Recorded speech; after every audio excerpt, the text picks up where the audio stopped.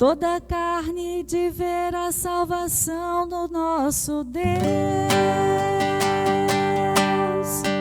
Aleluia, aleluia, aleluia, aleluia.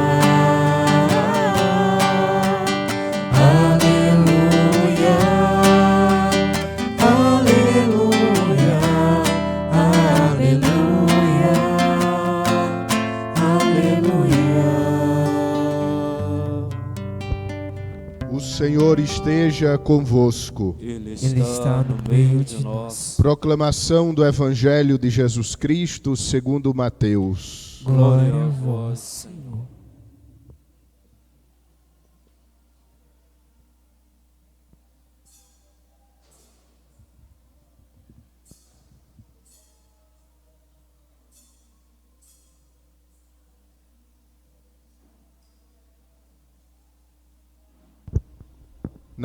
Naqueles dias apareceu João Batista pregando no deserto da Judeia: convertei-vos, porque o reino dos céus está próximo.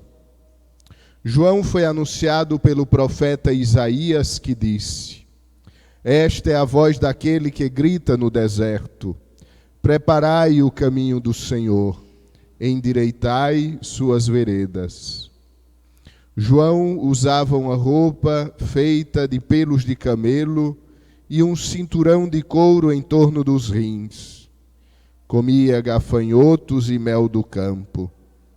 Os moradores de Jerusalém, de toda a Judeia e de todos os lugares em volta do rio Jordão vinham ao encontro de João.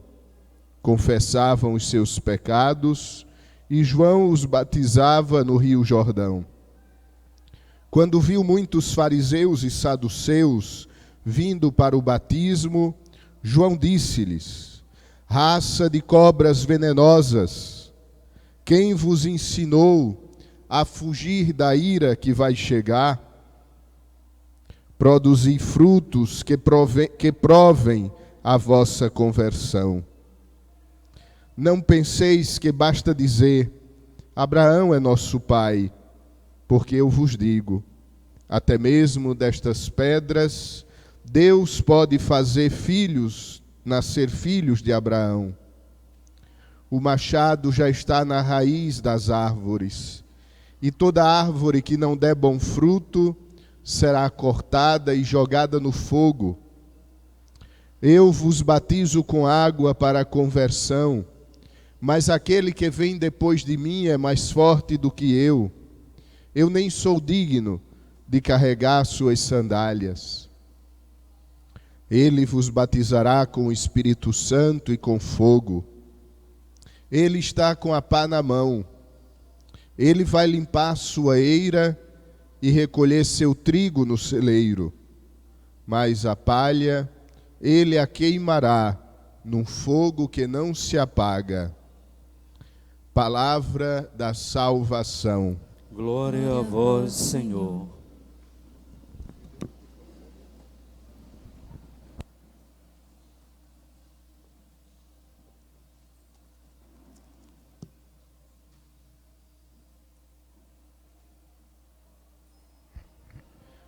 Prezados irmãos e irmãs, queridos missionários da comunidade Elohim, queridos consagrados, caríssimos irmãos que nos acompanham através das mais diversas plataformas digitais de nossa comunidade paroquial. Mas a palha, ele a queimará num fogo que não se apaga. Amados irmãos, ao longo deste tempo propício, deste tempo de Deus para nós, que é o advento, este tempo penitencial, este tempo de conversão, nós precisamos nos perguntar diante de Deus, com humildade, mas com veracidade, se na nossa vida espiritual nós produzimos frutos ou nós produzimos palha. Amados irmãos, quem não avalia a própria vida, condena-se a si mesmo a uma estrada que o levará às mais diversas perdições, inclusive a pior delas, a perdição da eternidade. Quem não tem a capacidade de avaliar os próprios atos, quem não tem a capacidade de avaliar os próprios passos, não poderá chegar a nenhuma meta.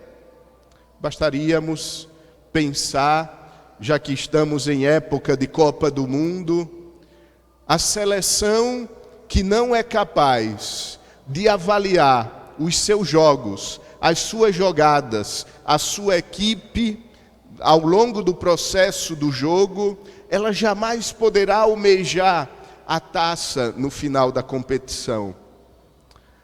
O mesmo nós poderíamos dizer de nossa vida espiritual. A igreja nos propõe diariamente uma série de perguntas que nos possibilitam avaliar a nossa caminhada para Deus. E no final dessa avaliação, nós chegamos a compreender se estamos produzindo frutos ou se estamos produzindo palha. Os frutos ele recolherá, mas a palha ele queimará. Amados irmãos, avaliar a própria vida não é condenar-se. Avaliar a própria vida, muito menos, é condenar os demais, como se eles fossem o problema para a nossa existência. Tinha um livro muito famoso no século passado que chamava-se O Inferno é os Outros. Avaliar a própria caminhada significa, por um lado, compreender os passos bem dados, compreender os passos adequados e dar glória a Deus, porque eles são obra de Deus na nossa vida. Mas, por outro lado, significa que, ao avaliar a nossa vida e observarmos elementos que precisam ser melhorados, significa que precisamos nos unir ainda mais ao Senhor, para que Ele produza em nós a salvação, para que Ele conserte a nossa vida, para que Ele endireite o nosso caminho, como grita no deserto João Batista. Assim, amados irmãos, nós iniciamos um processo de conversão. O processo de conversão não é um certo dia acordar e dizer eu me converti. A conversão é um processo que dura toda a vida, porque caminhando no mundo, nós percebemos que somos atacados, que somos apegados a tantas realidades e que, à medida que a vida vai caminhando, nós somos convidados a deixá-las para trás, para assim termos as mãos livres de caminhar para o Senhor, com as mãos livres e o coração pertencendo a Ele. Deste modo, amados irmãos, o segundo domingo que hoje celebramos, o segundo domingo do Advento, ele é um convite à conversão. Convertei-vos, porque o reino dos céus está próximo. Mas, amados irmãos, eu gostaria de apresentar nesta meditação para vós, apresentar 3 elementos constitutivos da verdadeira conversão. O primeiro elemento é o realismo. Nós precisamos ser realistas. Quando a gente lê as Sagradas Escrituras, Algumas vezes nós nos deparamos com frases como esta: Senhor, vós sabeis que eu sou pó, vós sabeis de qual barro eu fui tirado. As Sagradas Escrituras, com muita clareza, elas nos fazem cair na real, como costumavam dizer os jovens da minha época. As Sagradas Escrituras dizem com tamanha força, com tamanha eloquência, que nós somos pó. Assim começa a Quaresma. Lembra-te que tu és pó e que ao pó retornarás. Amados irmãos, não existe conversão onde não existir realismo, onde existir fantasias, onde existirem máscaras. A verdadeira conversão nasce de um coração que é capaz de reconhecer o seu pecado, que é capaz de reconhecer a sua miséria, que é capaz de reconhecer a sua pequenez, que é capaz de conhecer os seus erros, os seus defeitos, os seus pecados. Enquanto nos incensarmos a nós mesmos, enquanto nos elogiarmos a nós mesmos, enquanto produzirmos aparências de santidade para os outros verem e nos elogiarem, nós estaremos nos distanciando da conversão. Nós estaremos percorrendo um caminho que nos levará ao mal, à morte, ao fim da esperança. Porém, se formos realistas, se observarmos quem somos e quem somos com realidade, com realismo, aí sim se abrirá a possibilidade da salvação. Porém, amados irmãos, não basta ver a nossa miséria. Não basta com realismo olhar para a própria vida e ver que tem defeitos, misérias, pecados. Seria muito ruim, seria deprimente demais, seria roubar a esperança, seria roubar a luz dos olhos, seria roubar a força da vida. É necessário um segundo passo. Olhando para a própria pobreza, precisamos olhar para Jesus. E esse é o segundo passo, a confiança. Não existe conversão sem confiança verdadeira no Senhor. É Ele quem te salvará. Não somos nós que iremos nos salvar no final das contas. Nós somos salvos. Cristo derramou o seu sangue redentor na cruz para nos salvar. E Ele faz tudo para que alcancemos a salvação. E a salvação passa pelo concreto do dia a dia. Amados irmãos, quanto mais nos considerarmos pecadores, mais devemos confiar no amor e na misericórdia de Deus. Sem cair no erro de Martinho Lutero. Martinho Lutero, vocês sabem quem é. Martinho Lutero foi quem inventou o protestantismo. E ele dizia o seguinte: peca fortemente, mas crê mais fortemente ainda. E ele dizia que estava tudo resolvido. Não, não é este o viés. Não é por este lado que nós podemos ver. Nós devemos sim observar a nossa fraqueza, observar com realismo quem somos, mas compreendermos que temos um Pai que nos espera. E esse Pai está disposto a nos acolher sempre que nós retomarmos o caminho para casa. Assim, amados irmãos, a confiança em Deus nos move a um retorno para casa.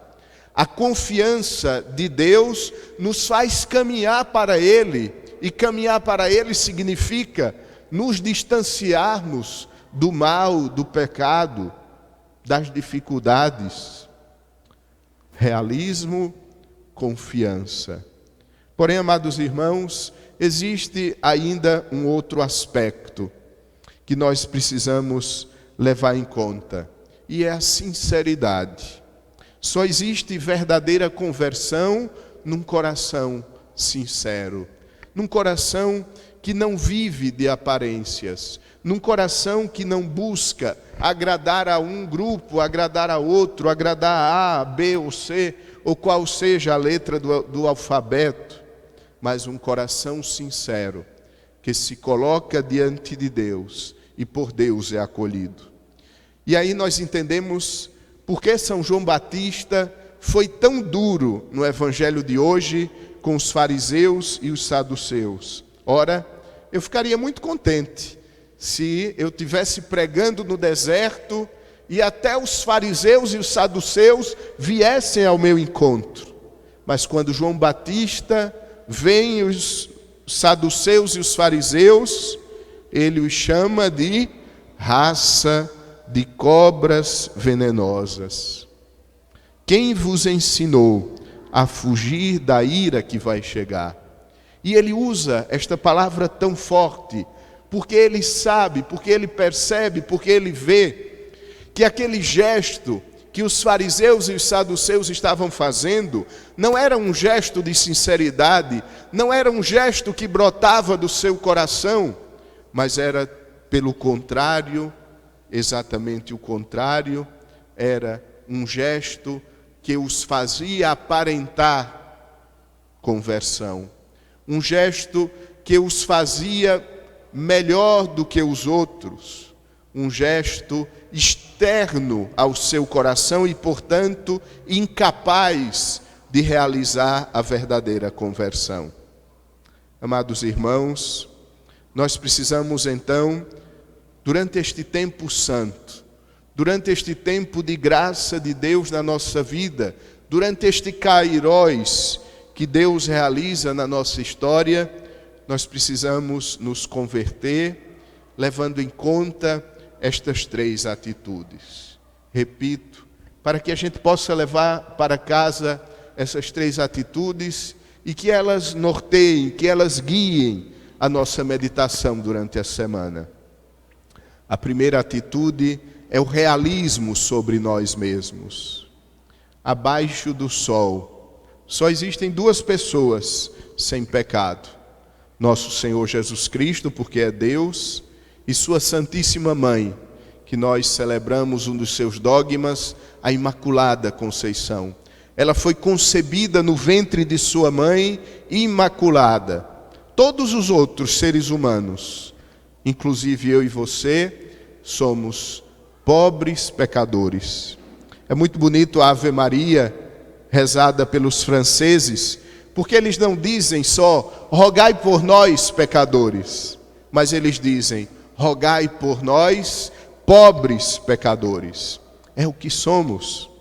São José Maria Escrivá, antes de morrer, havia pedido aos seus filhos espirituais que escrevessem na sua tumba, que escrevessem junto ao seu caixão, simplesmente uma palavra: pecador. Mas os seus filhos, por generosidade, não fizeram isso, poderiam ser mal interpretado pelos demais. Se me permitem, eu conto uma história, algo real que acontece, ou pelo menos acontecia, na corte de Viena. O imperador da Áustria era o imperador do Sacro Romano Império. E existe um rito para o enterro do imperador. Todos nós vimos os ritos para o sepultamento da rainha da Inglaterra, Elizabeth. E um dos ritos para o enterro do imperador da Áustria era, no momento da sua sepultura, após a missa na catedral, um grande cortejo aproxima-se do lugar da sepultura, que é um convento franciscano, eu não sei se capuchinho ou franciscano, e ali um dos arautos do imperador bate na porta do convento. E por dentro da porta o frade responde, ou melhor, pergunta: quem está batendo? E então o arauto começa a ler todos os títulos do imperador. Imperador da Áustria, imperador do Sacro Romano Império, duque disso, barão daquilo, todos os títulos. E o frade dentro do convento responde: eu não sei quem é. O arauto bate novamente, diminui um pouco os títulos, mas mesmo assim diz todos os títulos, o nome e de quem ele é filho, quem foram os seus parentes reis. E por dentro o frade responde: eu não conheço. Bate de novo na porta o arauto. O frade pergunta: quem bate? E ele simplesmente diz o nome do imperador e acrescenta: fulano de tal, pecador. E neste momento as portas do convento são abertas e ali entra o imperador para ser sepultado. Realismo. Não se converte sem realismo. Vocês me fazem lembrar também, antigamente, na cerimônia de coroação do Papa, no momento auge da coroação do Papa, quando ele se aproximava do altar, este rito já foi abolido, quando ele se aproximava do altar, um dos cardeais queimava diante do Papa um pouco de incenso. Fazia mostrar ao Papa a fumaça e dizia em latim: Sancte Pater, sic transit gloria mundi. Santo Padre, assim passa a glória do mundo. No momento auge, o cardeal lhe fazia ver: Santo Padre, cuidado, atenção, a glória do mundo passa muito rápido. A glória do mundo passa como a fumaça que na atmosfera se deligue. Assim, amados irmãos, o realismo, saber quem somos e o que somos. Somos pecadores. Sou do apostolado da oração, sou deste grupo, sou pecador, sou nada, sou pó, sou barro. Primeiro passo. Segundo passo, confiança na misericórdia de Deus. Mesmo assim, pó, barro, mas pó e barro amado. Pó, barro que Deus fez filho. Pó, barro que tem um lugar para ele, para mim, reservado desde a criação do mundo. Às vezes a gente lê a Bíblia e a gente passa tão rápido pelas palavras. A gente não medita, a gente não saboreia as palavras. No Evangelho de Mateus, quando Jesus explica como será o julgamento, e quando Jesus diz que o Pai os fará entrar no reino pela voz do Filho, que é o juiz, Cristo diz: vinde, benditos do meu Pai, vinde para o reino que vos fora preparado antes da criação do mundo. É assim que Deus nos ama. A nossa vida não são essas coisinhas que nós vivemos. Nós fomos criados para algo muito grande, para algo eterno. Antes de Deus criar o mundo, há quantos e quantos bilhões de anos, Ele reservava para mim, reservava para você, reservava para nós um lugar no seu reino. Nós não somos poeira de estrelas ou obra do acaso. Nós somos filhos amados. E Ele fará tudo para nos salvar. Essa é a confiança que devemos ter. Mas uma confiança realista também ela, porque Ele nos deu os meios para a conversão. Simplesmente eu não posso me confiar, cruzar os braços e voltar para casa. A confiança nos faz movimentar para a confissão, para a comunhão, para a vivência da liturgia, para a oração, para a prática da caridade, para os frutos dos quais o Evangelho nos fala. Confiança, realismo, mas também, amados irmãos, nós precisamos deste movimento interior. Nós precisamos desta graça do Espírito Santo que nos fará realmente atingirmos a santidade. E esta graça não chega num coração que não é sincero. Então, amados irmãos, neste Natal, sejamos sinceros. Nós, e tantos de nós já viveu essa experiência, no Natal parece que o ano não contou nada. Aquelas pessoas que por algum motivo se desentenderam, no primeiro amigo secreto entregam presentes umas às outras como se nada tivesse acontecido. Não é assim com Deus. Nós não podemos ter essa atitude com Deus.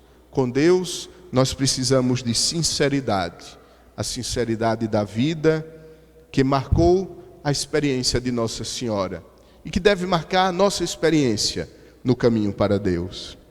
Hoje acendemos a segunda vela.